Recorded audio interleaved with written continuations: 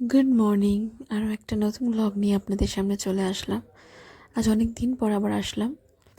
আজ আমরা বেরিয়েছি সকাল সকাল, নৈহাটি বড় মায়ের মন্দিরে পুজো দিতে যাচ্ছি। আজকে আমার পুচকুর বাবা এসেছে, পুচকুর বাবা, আমি আর আমার দাদা, এই তিনজনে মিলে যাচ্ছি নৈহাটিতে। আমরা সকাল 8টা নাগাদ বাড়ি থেকে বের হই। খুব ঠান্ডা ছিল এবং বাইরে কী কুয়াশা দেখুন, চারিদিকটা কুয়াশা হয়ে রয়েছে। আমরা বারাসাত ওভারব্রিজের ওপর থেকে যাচ্ছি, যেটা বারাসাত রেল লাইনের ওপর থেকে গেছে। আর সেদিনকে ছিল খুব ঠান্ডা। গাড়ির ভেতর জানলা বন্ধ থাকলেও হিটারটা অন করতে হয়েছিল, নাহলে আমার প্রচুর ঠান্ডা লাগতো।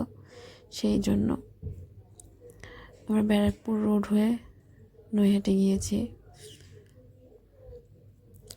আজ প্রায় 1 বছর পর আমি আবার বেরোলাম, কারণ একটু দূরের জার্নিতে। সেই মার্চ মাসে আমি বাঁকুড়া থেকে বারাসাতে এসেছিলাম, তারপরে আর সেভাবে কোথাও বেরোনো হয়নি। প্রেগনেন্সির মধ্যে তারপরে পুচকু হলো, পুচকু এত ছোট, তো তাই অনেক দিন পর বেরোলাম। বেশ ভালো লাগছিল, চারিদিকটা কি সুন্দর কুয়াশাচ্ছন্ন। মনে হলো অনেক দিন পর আমি দেখছি আশেপাশের পরিবেশ। এই সময়টা পুচকু এখন একটু বড় হয়েছে, তো ওকে নিয়ে বেরোনো যেতে পারে। তো এমনি পাবলিক ট্রান্সপোর্টে কোনোভাবেই ট্রাভেল করা সম্ভব নয়, তাই আমরা গাড়ি ভাড়া করেছিলাম। এই আমরা নৈহাটিতে চলে এসেছি। দেখুন কি কুয়াশা, প্রচণ্ড ঠান্ডা। আমরা গাড়িতেই মোটামুটি জুতো খুলে এসেছি, কারণ মন্দিরের সামনে কোথায় কি রাখবো তার ঠিক ঠিকানা নেই। পুচকুর বাবা আসলে পুচকুকে ওই সামলায় বেশিরভাগ সময়টা, ওই ধরে ঠরে। তো সেখানে গঙ্গার পাড় ছিল, প্রচণ্ড হাওয়া দিচ্ছিল। দেখুন কি সুন্দর সব ফটোর ছবিগুলো বিক্রি হচ্ছে। তো আমরা এখান থেকে ডালাটা কিনি, আলাদা করে কিছু আনিনি।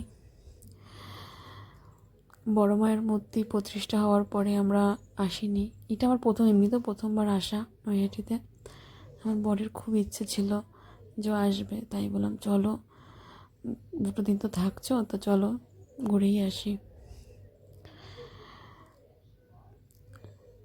ঠান্ডা লাগছিল কিন্তু ভালোও লাগছিল, মনটাও বেশ একটা অন্যরকম ফুরফুরে লাগছিল। তো আমরা এখান থেকে ডালা নিলাম। দিনটা ছিল শনিবার, তো দেখুন কি ভিড় হয়েছে, খুব খুব লাইন পড়ে এখানটায়। তবে বেলা বাড়ার সাথে সাথে আরও লোকজনের ভিড় হয়। সেদিনকে তুলনামূলক কম ছিল। আমরা যখন গেছিলাম আমাদের পুজোটাও তাড়াতাড়ি দেওয়া হয়ে গেছিলো। ভেতরে ক্যামেরা অ্যালাউ নয়, তবুও আমি চুপি চুপি কিছুটা ভিডিও করেছি। ঢুকতেই রাধাকৃষ্ণের একটা মূর্তি, এই যে বড় মাকে দর্শন করে নিন সবাই। কি সুন্দর মূর্তিটা সাজানো। আমার পুচকুর এটা প্রথমবার বাইরে বেরোনো এবং প্রথমবারই সেই নৈহাটির বড় মায়ের আশীর্বাদ পেয়ে এসেছে। এটা খুব ভালো লাগছে। আমাদের হয়ে গেছে পুজোতে, আবার আমরা বেরিয়েছি। খুব ঠান্ডা। আমি কিছুটা চা নিয়ে গিয়েছিলাম, লিকার চা করে বাড়ির থেকে, তো আমি আর খাইনি, ওরাই খেয়েছে। ঠান্ডাতে ওরা জমে গিয়েছিল। পুচকুটা তখন ঘুমিয়ে পড়েছে, কিন্তু যখন আমরা মন্দিরে ছিলাম তখনও জেগেছিল। বাইরে বেরিয়ে দাদা, ড্রাইভার এবং আমার হাজব্যান্ড ওরা বেরিয়ে চা কফি কচুরি সব খাচ্ছিল। আমি আর পুচু গাড়ির ভেতরে বসেছিলাম, পুচকু জেগে গেছিলো। তারপরে অনেক বলার পর, দাদা তো বকছিল, তবু অনেক বলার পরে ওই সামনেই একটা পার্ক ছিল, সেই পার্কটাতে আমরা ঢুকি। বেশ সুন্দর সাজানো গোছানো গঙ্গার পাড়ে পার্কটা, খুব ভালো লাগছিল। 20 টাকা করে ঢোকার জন্য টিকিট লাগছিল। দেখুন কি সুন্দর ফুল। তবে আমরা 5 মিনিটের বেশি ওখানটায় থাকিনি, কারণ পুচকুকে নিয়ে গেছি।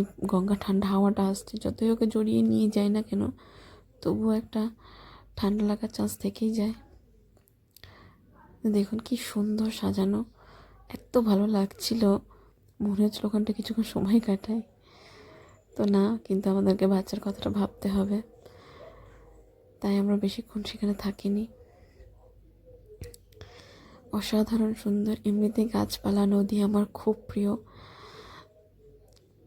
পুচকুকে নিয়ে আসলাম, যে দাদা বলছিল গাড়িতে রেখে যা, তোরা ঘুরে আয়, তবে ওকে না নিয়ে আসতে মন চাইছিল না, যে চাকু ঘুরে আসুক, হয়তো কিছুই বুঝবে না, এতই ছোট, 3 মাস বয়স, কী বা বুঝবে। কিন্তু মন চাইছিল না, দুজন আসছি, ওকেও নিয়ে আসি। জাস্ট দেখুন কি সুন্দর, পুরো কুয়াশায় ঢাকা নদীটা, কি দারুণ লাগছে। কিন্তু সাথে আসছিল খুব হাওয়াও আসছিল, প্রচণ্ড ঠান্ডা হাওয়া। গাড়ির মধ্যে বসে আমার বেশ গরম লাগছিল, তাই আমি আবার আমার সোয়েটারটা খুলে রেখে আসি। আমরা দাঁড়াইনি। ওর বাবা ওকে জাপটে ধরে চাদর ফাদরে মুড়িয়ে নিয়ে তাড়াতাড়ি তাড়াতাড়ি করে যাচ্ছে। দেখুন মাঝখানে কত সুন্দর ফুল, গাঁদা ফুল, কত রং বেরঙের গাঁদা ফুল মানে লাগিয়েছে গাছ, ওরা সাধারণ লাগছে।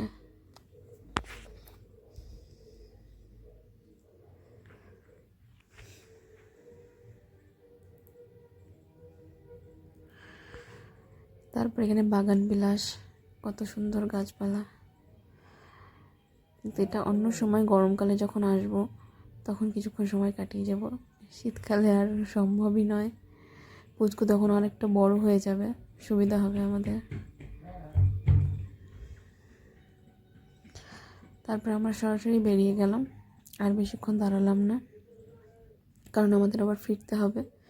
ড্রাইভারকে সেইভাবেই বলা হয়েছিল যে আমরা পুজো দিয়েই চলে আসব।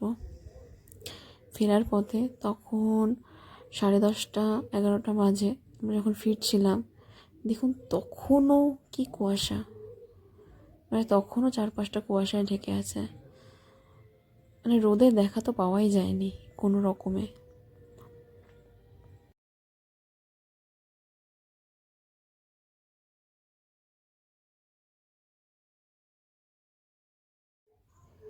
চলুন আজকের মতো এখানেই ব্লগটা শেষ করছি, আবারও দেখা হবে নতুন একটা ব্লগ নিয়ে।